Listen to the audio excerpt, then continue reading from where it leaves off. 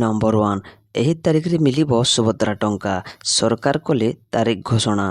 ସୁଭଦ୍ରା ଯୋଜନାରେ ହିତାଧିକାରୀଙ୍କ ଆକାଉଣ୍ଟରେ ଏପର୍ଯ୍ୟନ୍ତ 3ଟି କିସ୍ତି ଟଙ୍କା ପହଞ୍ଚି ସାରିଛି। 3ଟି କିସ୍ତିରେ 1 କୋଟିରୁ ଅଧିକ ହିତାଧିକାରୀ ମୋଟ 15,000 ଟଙ୍କା ପାଇସାରିଛନ୍ତି।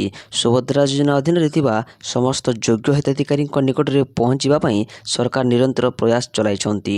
ରାଜ୍ୟ ସରକାର ପୂର୍ବରୁ ଘୋଷଣା କରିଛନ୍ତି ଯେ ସୁଭଦ୍ରା ଯୋଜନା ଟଙ୍କା ସମସ୍ତ ଯୋଗ୍ୟ ହିତାଧିକାରୀଙ୍କୁ ଖୁବ୍ ଜଲ୍ଦି ମିଳିବ। ସୁଭଦ୍ରା ଯୋଜନା ଟଙ୍କାର ଚତୁର୍ଥ କିସ୍ତି ଆସନ୍ତା ଚଳିତ ମାସ ମହିଳା ଦିବସରେ ଅର୍ଥାତ୍ ମାର୍ଚ୍ଚ 8 ତାରିଖରେ ମିଳିବ ବୋଲି ସରକାର ଘୋଷଣା କରିଛନ୍ତି। ରାକ୍ଷୀ ପୂର୍ଣ୍ଣିମାରେ ତୃତୀୟ କିସ୍ତି ଟଙ୍କା ମିଳିଥିଲା। ଯେଉଁ ମହିଳାମାନେ 31 ମାର୍ଚ୍ଚ 2025 ସୁଦ୍ଧା 21 ବର୍ଷ ବୟସରେ ପହଞ୍ଚିଛନ୍ତି ସେମାନେ ଏହି ସରକାରୀ ଯୋଜନାରେ ଯୋଗଦାନ ପାଇଁ ଆବେଦନ ମଧ୍ୟ କରିପାରିବେ। ଯଦି ଆବେଦନକାରୀଙ୍କୁ ଯୋଗ୍ୟ ବିବେଚିତ କରାଯାଏ ତେବେ ସେମାନେ 8 ମାର୍ଚ୍ଚରେ ସୁଭଦ୍ରା କିସ୍ତି ପାଇପାରିବେ। ନମ୍ବର 2 ଆଜିର ସୁନା ଦର। ସୁନା କିଣିବା ପୂର୍ବରୁ ନଜର ପକାନ୍ତୁ କେଉଁ ସହରରେ କେତେ ରହିଛି ସୁନା ଦର।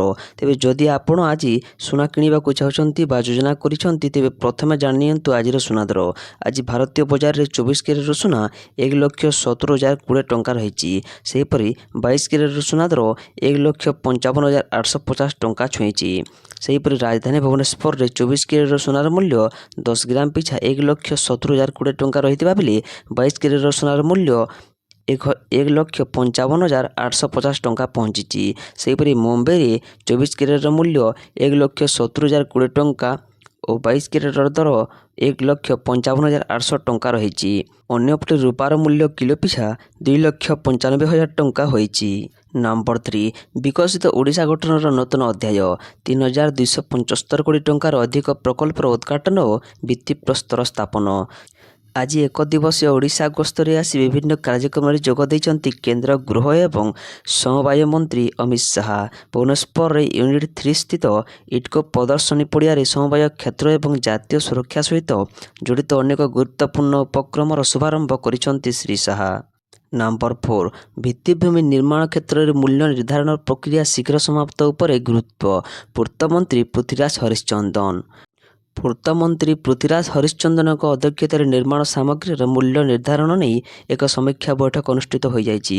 ଆଜି ପୂର୍ବାହ୍ନରେ ଲୋକସେବା ଭବନ ସ୍ଥିତ ସମ୍ମିଳନୀ କକ୍ଷରେ ଅନୁଷ୍ଠିତ ବୈଠକରେ କେନ୍ଦ୍ର ସରକାରଙ୍କ ସଡ଼କ ପରିବହନ ଓ ରାଜମାର୍ଗ ମନ୍ତ୍ରଣାଳୟ ଏବଂ ବିଭିନ୍ନ ରାଜ୍ୟରେ ଲାଗୁ ହୋଇଥିବା ନିର୍ମାଣ ସାମଗ୍ରୀର ମୂଲ୍ୟକୁ ତର୍ଜମା କରି ରାଜ୍ୟରେ କିଭଳି ନିର୍ମାଣ ସାମଗ୍ରୀର ସର୍ବଶ୍ରେଷ୍ଠ ମୂଲ୍ୟ ନିର୍ଦ୍ଧାରଣ କରିହେବ ସେ ନେଇ ଆଲୋଚନା ହୋଇଥିଲା।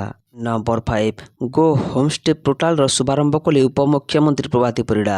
ଆଜି ଭୁବନେଶ୍ୱରସ୍ଥିତ ଲାଇଫ୍ ହୋଟେଲରେ ଗୋ ହୋମଷ୍ଟେ ପୋର୍ଟାଲର ଶୁଭାରମ୍ଭ ହୋଇଯାଇଛି। ଏହାକୁ ଶୁଭାରମ୍ଭ କରି ଓଡ଼ିଶାରେ ସମୁଦାୟ ନେତୃତ୍ୱାଧୀନ ପର୍ଯ୍ୟଟନକୁ ସୁଦୃଢ଼ କରିବା ଦିଗରେ ଏକ ଗୁରୁତ୍ୱପୂର୍ଣ୍ଣ ମାଇଲଖୁଣ୍ଟ ସ୍ଥାପନ କରିଛନ୍ତି ଉପମୁଖ୍ୟମନ୍ତ୍ରୀ ପ୍ରଭାତୀ ପରିଡ଼ା। ଅଂଶୀଦାରମାନଙ୍କୁ ସଚେତନ କରିବା ଏବଂ ଓଡ଼ିଶା ହୋମଷ୍ଟେ ସ୍କିମ୍ 2025କୁ କାର୍ଯ୍ୟକାରୀ କରିବା ଲକ୍ଷ୍ୟରେ ଆୟୋଜିତ ଓଡ଼ିଶା ହୋମଷ୍ଟେ କର୍ମଶାଳା ସହିତ ଏହି ଶୁଭାରମ୍ଭ କରାଯାଇଥିଲା। ନମ୍ବର 6 ଆଜିର ପାଣିପାଗ। ବଦଳିବ ପାଗ ଆଗକୁ ବିଜୁଳି ଘଡ଼ଘଡ଼ି ସହ ପ୍ରବଳ ବର୍ଷାର ସମ୍ଭାବନା। ରାଜ୍ୟରେ ପ୍ରବଳ ଗ୍ରୀଷ୍ମ ପ୍ରବାହ ଜାରି ରହିଛି। ତାପମାତ୍ରା ବୃଦ୍ଧି ପାଇବା ସହିତ ସକାଳେ କୁହୁଡ଼ି ଓ ଦିନରେ ଝାଞ୍ଜି ପବନ ଜନଜୀବନକୁ ଅସ୍ତବ୍ୟସ୍ତ କରୁଛି। ତାତିରେ ରେକର୍ଡ କରିଛି ଝାରସୁଗୁଡ଼ା। ଗତ 24 ଘଣ୍ଟାରେ ଝାରସୁଗୁଡ଼ାରେ ସର୍ବାଧିକ 39.6 ଡିଗ୍ରୀ ସେଲସିୟସ୍ ତାପମାତ୍ରା ରେକର୍ଡ କରାଯାଇଛି। ଦେଶର ସର୍ବାଧିକ ଉତ୍ତପ୍ତ ଅଞ୍ଚଳ ପାଲଟିଛି ଝାରସୁଗୁଡ଼ା। ଅନ୍ୟପଟେ ରାଜ୍ୟରେ ଆସନ୍ତା 5 ଦିନ ମଧ୍ୟରେ ତାପମାତ୍ରାରେ ବିଶେଷ ପରିବର୍ତ୍ତନ ହେବ ନାହିଁ କିନ୍ତୁ ଗରମ ଜାରି ରହିବ ବୋଲି ଆଞ୍ଚଳିକ ପାଣିପାଗ ବିଜ୍ଞାନ କେନ୍ଦ୍ର ପୂର୍ବାନୁମାନ କରିଛି। 8 ତାରିଖ ବେଳକୁ ଉତ୍ତର ଓଡ଼ିଶାରେ ବଦଳିବ ପାଗ। ବିଜୁଳି ଘଡ଼ଘଡ଼ି ସହ ବର୍ଷାର ସମ୍ଭାବନା ରହିଛି। 8 ତାରିଖ ପାଇଁ ଜଗତସିଂହପୁର, କେନ୍ଦ୍ରାପଡ଼ା, ଭଦ୍ରକ, ବାଲେଶ୍ୱର, କେନ୍ଦୁଝର, ମୟୂରଭଞ୍ଜ, ସୁନ୍ଦରଗଡ଼, ଝାରସୁଗୁଡ଼ାରେ ବିଜୁଳି ଘଡ଼ଘଡ଼ି ସହ ବର୍ଷାର ସମ୍ଭାବନା ରହିଛି। ସେହିପରି 9 ତାରିଖରେ ବରଗଡ଼, ଝାରସୁଗୁଡ଼ା, ସମ୍ବଲପୁର, ଅନୁଗୁଳ, ଦେବଗଡ଼, ସୁନ୍ଦରଗଡ଼, ଢେଙ୍କାନାଳ, କେନ୍ଦୁଝର, କଟକ, ଯାଜପୁର, ମୟୂରଭଞ୍ଜ, ଭଦ୍ରକ, ବାଲେଶ୍ୱର, କେନ୍ଦ୍ରାପଡ଼ା ଓ ଜଗତସିଂହପୁରରେ ହାଲୁକାରୁ ମଧ୍ୟମ ଧରଣର ବର୍ଷାର ସହ ବିଜୁଳି ଘଡ଼ଘଡ଼ି ସମ୍ଭାବନା ରହିଛି। 30ରୁ 40 କିମି ବେଗରେ ପବନ ବହିବାର ସମ୍ଭାବନା ରହିଛି। ନମ୍ବର 7 2027 ଜନଗଣନା ପାଇଁ 4ଟି ଉପକରଣ ଲଞ୍ଚ କଲେ ଅମିତ ଶାହା। କେନ୍ଦ୍ର ଗୃହମନ୍ତ୍ରୀ ଅମିତ ଶାହା ଗୁରୁବାର ଦିନ 2027 ଜନଗଣନା ପାଇଁ 4ଟି ଡିଜିଟାଲ ଉପକରଣ ସଫ୍ଟ ଲଞ୍ଚ କରିଛନ୍ତି। ପ୍ରଥମ ଥର ପାଇଁ ଜନଗଣନା କର୍ମୀମାନେ ଘର ଘର ବୁଲିବା ପୂର୍ବରୁ ଲୋକମାନେ ଆତ୍ମଗଣନା ପୋର୍ଟାଲ ମାଧ୍ୟମରେ ଅନଲାଇନରେ ଜନଗଣନା ପ୍ରଶ୍ନର ଉତ୍ତର ପୂରଣ କରିପାରିବେ। ଅଧିକାରୀମାନେ ଆପଣଙ୍କ ଘରକୁ ପରିଦର୍ଶନ କରିବା ସମୟରେ ସୂଚନା ଯାଞ୍ଚ କରିବେ। ନମ୍ବର 8 ଓଡ଼ିଶା ସିଭିଲ୍ ସର୍ଭିସ ପରୀକ୍ଷା OCSE ପାଇଁ ତୃତୀୟ ଲିଙ୍ଗ ବର୍ଗଙ୍କ ବଢ଼ିଲା ଅନଲାଇନ୍ ଆବେଦନ ଅବଧି। ଆସନ୍ତା ମାର୍ଚ୍ଚ 12 ତାରିଖ ପର୍ଯ୍ୟନ୍ତ ସମୟ ସୀମା ବୃଦ୍ଧି କରାଯାଇଛି। ଏନେଇ ଓଡ଼ିଶା ଲୋକସେବା ଆୟୋଗ OPSC ପକ୍ଷରୁ ଏନେଇ ବିଜ୍ଞପ୍ତି ଜାରି କରାଯାଇଛି।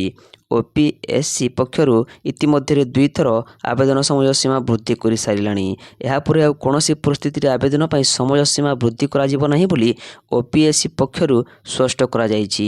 ତେବେ ସମୟ ସୀମା ବୃଦ୍ଧି ମଧ୍ୟରେ ପରୀକ୍ଷା ପାଇଁ ପଞ୍ଜୀକରଣ, ପରୀକ୍ଷା ପାଇଁ ଫି ଦାଖଲ ଏବଂ ଅନଲାଇନ୍ ଆବେଦନ କରିପାରିବେ ବୋଲି ସୂଚନା ରହିଛି। ତୃତୀୟ ଲିଙ୍ଗୀ ବର୍ଗଙ୍କ ପ୍ରାର୍ଥୀମାନଙ୍କୁ ସକ୍ଷମ କର୍ତ୍ତୃପକ୍ଷଙ୍କ ଦ୍ୱାରା ପ୍ରଦତ୍ତ ପରିଚୟପତ୍ର ବା ସାର୍ଟିଫିକେଟ୍ ଅପଲୋଡ଼ କରିବାକୁ ହେବ। ଯଦି ତୃତୀୟ ଲିଙ୍ଗୀ ମାନ୍ୟତା ପାଇବା ପରେ ପ୍ରାର୍ଥୀଙ୍କ ନାମରେ କୌଣସି ପରିବର୍ତ୍ତନ ହୋଇଥାଏ, ତେବେ ସେ ସମ୍ପର୍କିତ ଡକୁମେଣ୍ଟ ମଧ୍ୟ ଦାଖଲ କରିବା ଅନିବାର୍ଯ୍ୟ। ତେବେ ପ୍ରଥମେ ଫେବୃଆରୀ 20 ତାରିଖ ପଞ୍ଜୀକରଣ ଅବଧି ଶେଷ ହୋଇଥିବା ବେଳେ ଏହାକୁ 27 ତାରିଖ ପର୍ଯ୍ୟନ୍ତ ବଢ଼ାଯାଇଛି। ମାର୍ଚ୍ଚ 7 ତାରିଖକୁ ଆବେଦନ ଶେଷ ତାରିଖ ରଖାଯାଇଥିଲା। ଏଥିରେ ପୁଣି ପରିବର୍ତ୍ତନ କରାଯାଇ ମାର୍ଚ୍ଚ 12 ତାରିଖ ଯାଏଁ ରଖାଯାଇଛି। ନମ୍ବର 9 ସରିଲା ରାଜ୍ୟସଭା ପ୍ରାର୍ଥୀଙ୍କ ନାମାଙ୍କନ ପତ୍ର ଦାଖଲ। ମଇଦାନରେ ଅଛନ୍ତି 5 ଯୋଦ୍ଧା। ଶୁକ୍ରବାର ଯାଞ୍ଚ ପରେ ଓଡ଼ିଶା ଆଗାମୀ ରାଜ୍ୟସଭା ନିର୍ବାଚନ ପାଇଁ ସମସ୍ତ 5 ଜଣ ପ୍ରାର୍ଥୀଙ୍କ ନାମାଙ୍କନ ପତ୍ର ଗ୍ରହଣ କରାଯାଇଛି। ରାଜ୍ୟସଭା ନିର୍ବାଚନ ପାଇଁ ପ୍ରାର୍ଥୀମାନେ ହେଲେ ସନ୍ତୃପ୍ତ ମିଶ୍ର, ଡକ୍ଟର ଦତ୍ତେଶ ପରତା, ମନମୋହନ ସାମଲ, ସୁଜିତ କୁମାର ଏବଂ ଦିଲ୍ଲୀପ ରାୟ। ଯାଞ୍ଚ ପ୍ରକ୍ରିୟା ସମୟରେ ସମସ୍ତ ପ୍ରାର୍ଥୀଙ୍କ ନାମାଙ୍କନ ପତ୍ର ଠିକ୍ ଥିବା ଜଣାପଡ଼ିଛି।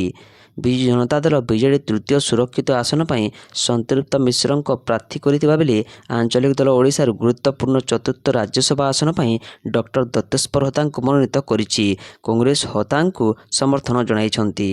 ନମ୍ବର 10 ରାଜ୍ୟରେ SIRକୁ ବଡ଼ ସୂଚନା ଦେଲେ ମୁଖ୍ୟ ନିର୍ବାଚନ ଅଧିକାରୀ। ରାଜ୍ୟରେ ଆସନ୍ତା ଏପ୍ରିଲ 1 ତାରିଖରୁ ଆରମ୍ଭ ହେବ ସ୍ୱତନ୍ତ୍ର ସଘନ ସଂଶୋଧନ ବା SIR। ଏନେଇ ସୂଚନା ଦେଲେ ରାଜ୍ୟ ମୁଖ୍ୟ ନିର୍ବାଚନ ଅଧିକାରୀ RS ଗୋପାଳ। ପ୍ରାୟ 90% ମ୍ୟାପ୍ ସରିଛି। ଏହି 90% ଭୋଟର ତାଲିକାରେ ଯେଉଁମାନେ ଅଛନ୍ତି ସେମାନେ ଉଭୟ 2025 ଭୋଟର ତାଲିକା ଏବଂ 2002ରେ ମଧ୍ୟ ଅଛନ୍ତି। ଏଭଳି କ୍ଷେତ୍ରରେ BLOଙ୍କୁ ଜଣାଇବାକୁ କହିଛନ୍ତି ନିର୍ବାଚନ ଅଧିକାରୀ। ବାକି ଥିବା 10% ସହରାଞ୍ଚଳ ପାଇଁ ସମସ୍ୟା ସୃଷ୍ଟି କରିଛି। ବିଶେଷ କରି ଯେଉଁ ଭୋଟରମାନେ 2002ରେ ଗ୍ରାମାଞ୍ଚଳ ଭୋଟର ଥିଲେ ଏବଂ 2025ରେ ସହରାଞ୍ଚଳର ଭୋଟର ତାଲିକାରେ ଯୋଡ଼ି ହୋଇଛନ୍ତି, ସେମାନଙ୍କ କ୍ଷେତ୍ରରେ ସମସ୍ୟା ସୃଷ୍ଟି ହେଉଛି ବୋଲି ସେ କହିଛନ୍ତି। ନମ୍ବର 11 ଯୁଦ୍ଧ ଯୋଗୁଁ ଆସିପାରୁନି LPG। ତେଲ କମ୍ପାନୀଙ୍କୁ ସରକାରଙ୍କ କଡ଼ା ନିର୍ଦ୍ଦେଶ। ମଧ୍ୟପ୍ରାଚ୍ୟରେ ବଢ଼ୁଥିବା ଉତ୍ତେଜନା ମଧ୍ୟରେ ଏବେ ଭାରତ ସରକାର ଏକ ବଡ଼ ନିଷ୍ପତ୍ତି ନେଇଛନ୍ତି। ଦେଶରେ ରୋଷେଇ ଓ ଗ୍ୟାସ୍ ବା LPGଙ୍କ ସଙ୍କଟକୁ ଏଡ଼ାଇବା ପାଇଁ କେନ୍ଦ୍ର ସରକାର ଏମର୍ଜେନ୍ସି ପାୱାର ବ୍ୟବହାର କରିଛନ୍ତି। ସେମାନଙ୍କ ନିର୍ଦ୍ଦେଶ ଅନୁଯାୟୀ ଦେଶର ସମସ୍ତ ତେଲ ରିଫାଇନେରୀଗୁଡ଼ିକୁ ଏବେ ପ୍ରୋପେନ୍ ଏବଂ ବ୍ୟୁଟେନ୍ର ବ୍ୟବହାର କେବଳ ରୋଷେଇ ଗ୍ୟାସ୍ ପ୍ରସ୍ତୁତି ପାଇଁ କରିବାକୁ ହେବ। ନମ୍ବର 12 ରାଜସ୍ୱ ବିଭାଗରେ ସମସ୍ତ ଅଧିକାରୀ ଓ କର୍ମଚାରୀ ପରିଧାନ କଲେ ପାରମ୍ପରିକ ହସ୍ତତନ୍ତ ପୋଷାକ। ରାଜସ୍ୱ ବିଭାଗ ପକ୍ଷରୁ ଆଜି ଶୁକ୍ରବାର ଦିନ ହସ୍ତତନ୍ତ ବସ୍ତ୍ର ପରିଧାନ ଉଦ୍ୟମକୁ ଉତ୍ସାହର ସହିତ ପାଳନ କରାଯାଇଛି। ଏହି ଅବସରରେ ବିଭାଗର ସମସ୍ତ ଅଧିକାରୀ ଓ କର୍ମଚାରୀ ଓଡ଼ିଶାର ସମୃଦ୍ଧ ପାରମ୍ପରିକ ହସ୍ତତନ୍ତ ପୋଷାକ ପରିଧାନ କରି କାର୍ଯ୍ୟାଳୟକୁ ଆସିଥିଲେ। ଏହା ମାଧ୍ୟମରେ ରାଜ୍ୟର ପାରମ୍ପରିକ ବୟନ ଏବଂ ହସ୍ତତନ୍ତ ଶିଳ୍ପ ପ୍ରତି ସମ୍ମାନ ଓ ସମର୍ଥନ ପ୍ରକାଶ ପାଇଛି। ନମ୍ବର 13 ପ୍ରଥମ ଥର ପାଇଁ ICCର 3ଟି ଫର୍ମାଟର ଫାଇନାଲରେ ସାମ୍ନାସାମ୍ନି ହେବେ ଭାରତ ନ୍ୟୁଜିଲାଣ୍ଡ। T20 ବିଶ୍ୱକପ୍ 2024ର ଫାଇନାଲରେ ଭାରତ ନ୍ୟୁଜିଲାଣ୍ଡ ପ୍ରବେଶ କରିଛନ୍ତି। ପ୍ରଥମ ଥର ପାଇଁ ଏହି ଦୁଇଟି ଟିମ୍ ICCର 3ଟି ଫର୍ମାଟର ଫାଇନାଲରେ ସାମ୍ନାସାମ୍ନି ହେବେ, ଯାହାକି କ୍ରିକେଟ ଇତିହାସରେ ପୂର୍ବରୁ ଘଟି ନଥିଲା। ଭାରତ କ୍ରମାଗତ ଦ୍ୱିତୀୟ ଥର ପାଇଁ T20 ବିଶ୍ୱକପ୍ ଟାଇଟଲ ହାସଲ କରିବା ଲକ୍ଷ୍ୟରେ ଥିବା ବେଳେ ନ୍ୟୁଜିଲାଣ୍ଡ ପ୍ରଥମ ଥର ପାଇଁ ଚାମ୍ପିୟନ ହେବା ଆଶାୟୀ ଅଛି। ନମ୍ବର 14 ଗୋଟିଏ ପଟେ ମଧ୍ୟପ୍ରାଚ୍ୟରେ ଘମାଘୋଟ ଯୁଦ୍ଧ, ଅନ୍ୟ ପକ୍ଷରେ ଭାରତ ପାଇଁ ଆସିଲା ଖୁସି ଖବର। ଇରାନ ଉପରେ ଇସ୍ରାଏଲ ଏବଂ ଆମେରିକା ମିଳିତ ଆକ୍ରମଣ ପରେ ମଧ୍ୟପ୍ରାଚ୍ୟରେ ଉତ୍ତେଜନା ବେଳକୁ ବେଳ ବୃଦ୍ଧି ପାଇବାରେ ଲାଗିଛି। ପ୍ରତିଶୋଧ ସ୍ୱରୂପ ଇରାନ ବାହାରିନ୍, କତାର ଏବଂ କୁଏତ ସମେତ ଅନେକ ଦେଶକୁ ଟାର୍ଗେଟ କରିଛି। ଇରାନ ବିଶ୍ୱ ତୈଳ ବାଣିଜ୍ୟ ଏକ ଗୁରୁତ୍ୱପୂର୍ଣ୍ଣ ସମୁଦ୍ର ପଥ ହରମୁଜ ପ୍ରଣାଳୀକୁ ମଧ୍ୟ ବନ୍ଦ କରିଦେଇଛି, ଯାହା ମାଧ୍ୟମରେ ଅନେକ ଦେଶ ଉପସାଗରୀୟ ଦେଶଗୁଡ଼ିକୁ ତେଲ ଆମଦାନୀ କରୁଛନ୍ତି। ଏହି ପଦକ୍ଷେପ ବିଶ୍ୱ ଶକ୍ତି ବଜାରରେ ଏବେ ଆତଙ୍କ ସୃଷ୍ଟି କରିଛି। ଏହି ଉତ୍ତେଜନାପୂର୍ଣ୍ଣ ପରିସ୍ଥିତି ମଧ୍ୟରେ ଭାରତ ପାଇଁ କିଛି ଆଶ୍ୱସ୍ତ ଆସିଛି। ଫେବୃଆରୀ 27 ତାରିଖରେ ଶେଷ ହୋଇଛି ସପ୍ତାହରେ ଦେଶର ବୈଦେଶିକ ମୁଦ୍ରା ଭଣ୍ଡାର $4.88 ବିଲିୟନ ବୃଦ୍ଧି ପାଇ ସର୍ବାଧିକ $728.49 ବିଲିୟନରେ ପହଞ୍ଚିଛି। ଶୁକ୍ରବାର ପ୍ରକାଶିତ ତଥ୍ୟରେ ଭାରତୀୟ ରିଜର୍ଭ ବ୍ୟାଙ୍କ RBI ଏହି ସୂଚନା ଦେଇଛି। ପୂର୍ବ ସପ୍ତାହରେ ଦେଶର ମୋଟ ବୈଦେଶିକ ମୁଦ୍ରା ଭଣ୍ଡାର $2.21 ବିଲିୟନ ହ୍ରାସ ପାଇଁ $723.60 ବିଲିୟନ ପହଞ୍ଚିଥିଲା। ନମ୍ବର 15 ନ୍ୟୁଜିଲାଣ୍ଡ ବିପକ୍ଷ ଫାଇନାଲରେ ଭାରତୀୟ ଦଳରେ ହେବ ବଡ଼ ପରିବର୍ତ୍ତନ, ବରୁଣଙ୍କ ସ୍ଥାନ ନେବେ ଏହି ଅଲରାଉଣ୍ଡର। ଭାରତୀୟ କ୍ରିକେଟ ଦଳ ଲଗାତାର ଦ୍ୱିତୀୟ ଥର ପାଇଁ ଟି-20 ବିଶ୍ୱକପ୍ ସେମିଫାଇନାଲରେ ପହଞ୍ଚିଛି। ଗୁରୁବାର ଟିମ୍ ଇଣ୍ଡିଆ ସେମିଫାଇନାଲରେ ଇଂଲଣ୍ଡକୁ 7 ରନରେ ପରାସ୍ତ କରିଛି। ସଞ୍ଜୁ ସାମସନ ଉତ୍କୃଷ୍ଟ ଫର୍ମରେ ଅଛନ୍ତି। ଲଗାତାର 2ଟି ଅର୍ଦ୍ଧଶତକ ହାସଲ କରିଛନ୍ତି। ଯଶପ୍ରୀତ ବୁମରାଙ୍କଠାରୁ ଶିଭମ ଦୁବେ ଏବଂ ହାର୍ଦ୍ଦିକ ପାଣ୍ଡ୍ୟା ପର୍ଯ୍ୟନ୍ତ ସମସ୍ତେ ମଧ୍ୟ ଗୁରୁତ୍ୱପୂର୍ଣ୍ଣ ଅବଦାନ ରଖିଛନ୍ତି। ନମ୍ବର 16 ଚାରିଧାମ ଯାତ୍ରା ପାଇଁ ଫ୍ରିରେ କିପରି କରିବେ ପଞ୍ଜୀକରଣ? ଉତ୍ତରାଖଣ୍ଡର ବହୁ ପ୍ରତୀକ୍ଷିତ ଚାରିଧାମ ଯାତ୍ରା ଚଳିତ ବର୍ଷ 19 ଏପ୍ରିଲ 2024ରେ ଅକ୍ଷୟ ତୃତୀୟାର ପବିତ୍ର ଅବସରରେ ଆରମ୍ଭ ହେବ। ରାଜ୍ୟ ସରକାର ତୀର୍ଥଯାତ୍ରା ପାଇଁ ପ୍ରସ୍ତୁତିକୁ ଜୋରଦାର କରିଛନ୍ତି ଏବଂ ତୀର୍ଥଯାତ୍ରୀଙ୍କ ପାଇଁ ପଞ୍ଜୀକରଣ ପ୍ରକ୍ରିୟା ମାର୍ଚ୍ଚରୁ ଆରମ୍ଭ ହୋଇଥିଲା। ପ୍ରଥମ ଦିନ ସନ୍ଧ୍ୟା 5ଟା ସୁଦ୍ଧା 1,24,098 ଜଣ ତୀର୍ଥଯାତ୍ରୀ ଚାରିଧାମ ଯାତ୍ରା ପାଇଁ ପଞ୍ଜୀକରଣ କରିଥିଲେ, ଯାହାଫଳରେ ଚଳିତ ବର୍ଷ ମଧ୍ୟ ରେକର୍ଡ ସଂଖ୍ୟକ ତୀର୍ଥଯାତ୍ରୀ ପରିଧାମକୁ ଯାତ୍ରା କରିବେ ବୋଲି କୁହାଯାଉଛି। ନମ୍ବର 17 ପାରାଦୀପରେ ଗୃହମନ୍ତ୍ରୀ ଅମିତ ଶାହ ଇଫ୍କୋ ପକ୍ଷରୁ ସଲଫରିକ୍ ପ୍ଲାଣ୍ଟର କଲେ ଉଦ୍ଘାଟନ। କହିଲେ, ଗାଁକୁ ସଶକ୍ତ କରିବାର ଆମର ଲକ୍ଷ୍ୟ। ଦିନିକିଆ ଓଡ଼ିଶା ଗସ୍ତରେ କେନ୍ଦ୍ର ଗୃହମନ୍ତ୍ରୀ ଅମିତ ଶାହ ବାୟୁସେନାର ସ୍ୱତନ୍ତ୍ର ବିମାନ ଯୋଗେ ଭୁବନେଶ୍ୱର ବିମାନ ବନ୍ଦରରେ ପହଞ୍ଚିଥିଲେ। ସ୍ୱାଗତ କଲେ ମୁଖ୍ୟମନ୍ତ୍ରୀ ମୋହନ ଚରଣ ମାଝୀ।